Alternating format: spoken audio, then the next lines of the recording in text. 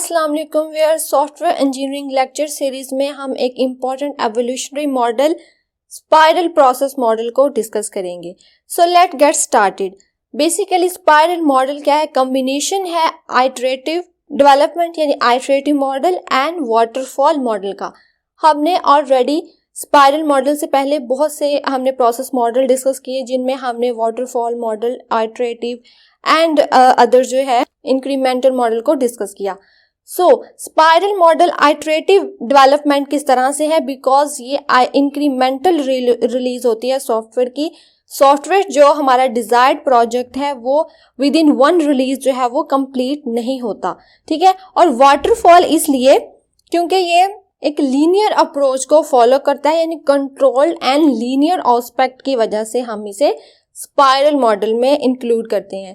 सो इसका जो second point ये है कि ये रिस्क हैंडलिंग में बहुत इंपॉर्टेंट है। एमसीक्यूज के लिहाज से भी जब भी आप कहीं रिस्क हैंडलिंग का वर्ड देखें तो आप फौरन समझ जाएं कि यहाँ पे स्पाइरल प्रोसेस मॉडल की बात हो रही है। देखिए, रिस्क जो होते हैं वो कई डिफरेंट टाइप्स होते हैं। फॉर एग्जांपल प्रोजेक्ट रिस्क हो सकता है, बिजनेस रिस्क हो सकता है, टेक्निकल रिस्क हो सकता है। इनको हम मजीद जो है वो रिस्क मैनेजमेंट चैप्टर में इसको डिटेल में डिस्कस करेंगे। यहाँ आपने इतनी बात याद रखनी है, जैसा कि सारे सॉफ्टवेयर प्रोसेस मॉडल जो हैं वो जेनेरिक फ्रेमवर्क एक्टिविटीज़ को फॉलो करते हैं, बट हर एक की स्पेसिफिकेशन है, कोई ख़ास पॉइंट पर ज़्यादा एम्फेसिस करता है। इसी तरह स्पाइरल मॉडल जो है वो रिस्क को हैंडल करने के लिए बहुत इंपॉर्टेंट है। एक अदर इसका वेंटेज पॉइंट यानी एमसीक्यू के लिहाज से बहुत इंपॉर्टेंट पॉइंट ये है कि इसे प्रपोज किसने किया था, यानी कि ये मॉडल किसने पेश किया था। तो बैरी बोयम ने किया था, ये भी आपने याद रखना है। तो अब हम देखेंगे graphical representation and presentation of spiral model. जैसे कि आप देख रहे हैं कि स्पाइरल मॉडल क्यों कहा जाता है? क्योंकि इसकी शेप जो है वो स्पाइरल है। इसमें जितने स्पाइरल हैं वो एज अ लूप वर्क करते हैं। पूरे मॉडल को 4 क्वाड्रेंट में जो है वो डिवाइड किया गया है और हर जो क्वाड्रेंट है वो डिफरेंट स्टेजेस यानी डिफरेंट एक्टिविटीज हम उनमें परफॉर्म करते हैं। जब इसका एक लूप कंप्लीट हो जाता है तो हम कहते हैं कि एक फेज जो है वो कंप्लीट हो जाता है और एक सिंगल फेज जो है वो 4 क्वाड्रेंट पर मुश्तमिल है। फर्स्ट क्वाड्रेंट की अगर हम बात करें तो इसमें हम डिटरमिन करते हैं ऑब्जेक्टिव्स एंड आइडेंटिफाई सॉल्यूशंस। यानी जिस तरह हमने ऑलरेडी पिछले जो है प्रोसेस मॉडल्स में सबसे पहले हमारा काम क्या होता है? रिक्वायरमेंट्स को गैदर, कस्टमर से ये डिटरमिन करना कि उसका पर्पस क्या है, वो किस तरह का प्रोजेक्ट चाहता है। देन प्रॉब्लम को डिफाइन करने के बाद यानी रिक्वायरमेंट्स गैदर करने के बाद हम उसके पॉसिबल सॉल्यूशंस आइडेंटिफाई करते हैं। तो फर्स्ट क्वाड्रेंट में यानी कि अगर हम फर्स्ट लूप की बात कर रहे हैं तो उसके फर्स्ट क्वाड्रेंट में हमने ये 2 काम करने हैं कि एक तो ऑब्जेक्टिव्स को हमने डिटरमिन करना है और सॉल्यूशंस को आइडेंटिफाई करना है। इसके बाद स्पाइरल मॉडल के सेकंड क्वाड्रेंट में हम क्या करते हैं? एक अप्रोप्रिएट सॉल्यूशन जो है वो पिक कर लेते हैं और उसमें हमने फाइंड आउट करना है कि अगर हम इस सॉल्यूशन को लेकर चलते हैं अपने प्रोजेक्ट को में तो उसमें रिस्क कौन से हैं एंड रिस्क को आइडेंटिफाई करने के बाद हमने उसको रिजॉल्व करना है, ठीक है। रिस्क एनालिसिस बहुत इंपॉर्टेंट है और इसी वजह से ये मॉडल बहुत इंपॉर्टेंस रखता है, ठीक है। जब हमने रिस्क को आइडेंटिफाई कर लिया और रिस्क को रिजॉल्व करने का सिर्फ एक ही तरीका है कि हम प्रोटोटाइप करें, यानी कि अपने प्रोजेक्ट का हम प्रोटोटाइप बना ले। प्रोटोटाइप क्या होती है? एक सैंपल मॉडल, एक सैंपल प्रोजेक्ट होता है या मॉडल होता है जिसको स्टार्ट में डेवलप किया जाता है जब रिक्वायरमेंट्स क्लियर नहीं होती, ताकि हम आइडेंटिफाई कर सकें क्या जो एक्चुअली में जो चीज़ हमें चाहिए हमने अपनी रिक्वायरमेंट्स को उसी के हिसाब से गैदर किया है। तो प्रोटोटाइप यहाँ पे मैनी प्रोटोटाइप हो सकते हैं, जितने लूप होंगे, क्योंकि ये एवोल्यूशनरी यानी आइटरेटिव मॉडल है, यानी हर रिलीज पर जो है वो एक अनकम्प्लीट वर्जन ऑफ सॉफ्टवेयर आप जो है वो हैंड ओवर करते हैं। तो इसी तरह प्रोटोटाइप भी आइटरेटिव यानी लूप में डेवलप होती है। फॉर एग्जांपल जब हम फर्स्ट फेज में थे तो हमने प्रोटोटाइप 1 बनाई, ठीक है। जब हम सेकंड में थे दोबारा हमने बनाई second prototype and then third. इस तरह जितने हमारे लूप्स यानी फेजेस इंक्रीज होते जाएंगे उतनी हमारी प्रोटोटाइप्स भी इंक्रीज होती जाएंगी। जब हमारी प्रोटोटाइप एक्सेप्ट हो जाएगी तो नेक्स्ट क्वाड्रेंट में हम आ जाएंगे डेवलपमेंट एंड टेस्टिंग, जो हमारा क्वाड्रेंट है, ठीक है। इसमें हम क्या करते हैं? उसी प्रोटोटाइप में हम उसकी डिटेल डिजाइनिंग करते हैं। क्योंकि प्रोटोटाइप तो एक सैम्पल प्रोजेक्ट था हमारा, ठीक है, सॉफ्टवेयर था, उसमें कोई लिमिटेड फंक्शनैलिटीज ऐड थी या सिर्फ आपके पास फ्रंट एंड विंडो जो है वो इंक्लूड हो। तो अब वक्त है यानी थर्ड क्वाड्रेंट में उसका डिटेल डिज़ाइन प्रिपेयर करना है। अब जैसा कि हमने स्टार्टिंग में देखा था कि ये कॉम्बिनेशन है वाटरफॉल मॉडल का, तो आप देखें कि जो इसमें फेजेस हैं वो लीनियर मैनर में ही हम जो है उनको फॉलो कर रहे हैं। जैसे कि हमने सबसे पहले रिक्वायरमेंट्स को गैदर किया, ठीक है, बट इसमें एक फैक्टर जो है वो है रिस्क एनालिसिस का। उसको हमने ख़त्म करने के लिए, रिजॉल्व करने के लिए, रिस्क को हमेशा आप ख़त्म टोटली नहीं कर सकते, मिनिमाइज कर सकते हैं, उसके लिए हमने प्रोटोटाइपिंग या प्रोटोटाइप बना ली, ठीक है। अब रिक्वायरमेंट्स गैदर करने के बाद आपने सेकंड क्वाड्रेंट में प्लानिंग की, रिस्क को रिजॉल्व किया, और अब जो है वो प्रोटोटाइप बना के जब एक्सेप्ट हो गई है देन हमने उसका क्या किया, डिटेल डिज़ाइन बनाया। डिज़ाइन के बाद डिज़ाइन को देखते हुए जैसा कि हम कोडिंग कर लेते हैं, देन डिफरेंट कोडिंग के यानी कि कंपोनेंट्स होते हैं उनको इंटीग्रेट कर लिया जाता है, मर्ज कर लिया जाता है, तो ताकि वो एक कंप्लीट सॉफ्टवेयर की शेप में आ जाए। और उसके बाद क्या करते हैं, उनको टेस्ट करते हैं। जब टेस्टिंग जो है वो लास्ट मरहला होता है, ठीक है, टेस्टिंग के बाद सॉफ्टवेयर को रिलीज कर दिया जाता है।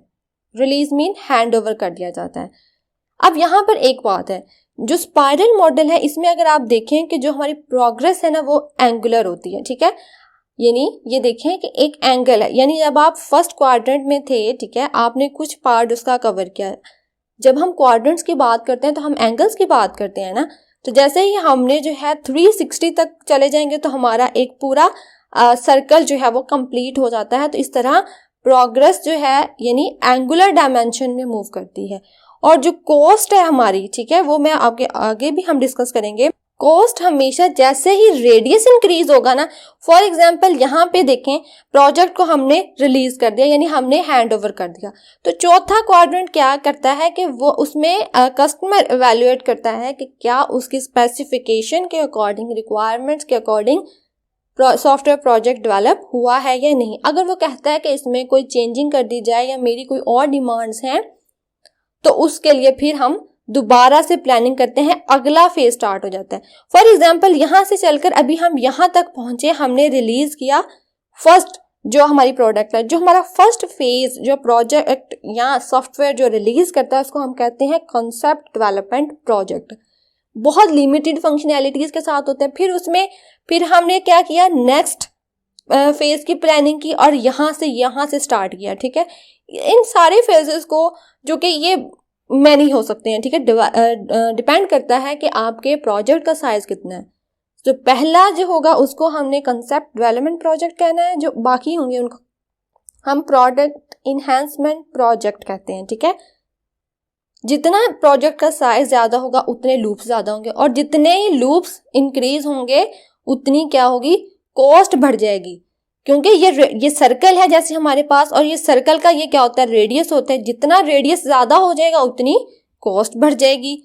आपने दो बातें एमसीक्यूज के हवाले से याद रखनी है कि रेडियस जो होगा वो कॉस्ट को रिप्रेजेंट करेगा, और जो एंगुलर डायमेंशन है यानी इस तरह से वो उसकी सॉफ्टवेयर की प्रोग्रेस को जो है वो रिप्रेजेंट करेगी।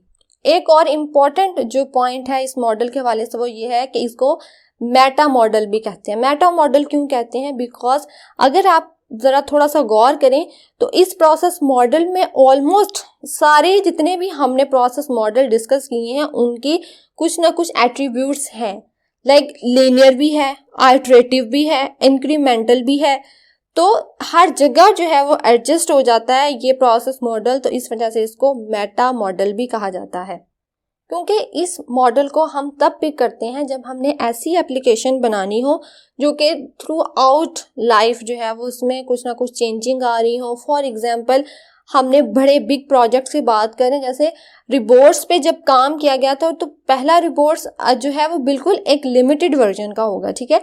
उसके बाद रिपोर्ट कंप्लीट जो कि आज कल की कंडीशंस में अवेलेबल है वो होगा, ठीक है। अब मज़ीद इसमें अडेप्टेशन की जो गुंजाइश है वो तो है ना, तो इट मीन्स ऐसा मॉडल जो कि थ्रू आउट लाइफ एप्लीकेशन पर काम कर सके वो हमारे पास स्पाइरल मॉडल है। तो इसके एडवांटेजेस देखते हैं। सबसे पहला एडवांटेज जो है वो तो वही है कि ये रिस्क को हैंडल करता है, ठीक है। ये रिस्क को हैंडल करना बहुत इंपॉर्टेंट होता है। सेकंड ये है कि लार्ज प्रोजेक्ट्स में जो है वो इस इस प्रोसेस को मॉडल को फॉलो किया जाता है। For example big projects, large projects mean बड़ी बड़ी ऑर्गेनाइजेशंस के प्रोजेक्ट्स, क्योंकि जब तक ऑर्गेनाइजेशन वर्क करती रहती है उसकी एप्लीकेशन जो है वही रहती है, उसी में ही वो अडेप्टेशन करती रहती है। लाइक अमेज़ॉन का कोई प्रोजेक्ट हो, नासा का कोई प्रोजेक्ट हो, तो वो ऐसा नहीं करती ऑर्गेनाइजेशंस के पहला जो है प्रोजेक्ट्स बिल्कुल करके वाइप आउट और नया प्रोजेक्ट इंस्टॉल किया जाए। हमेशा जो है वो उनका प्रोजेक्ट जो है वो सॉफ्टवेयर इवॉल्व होता है।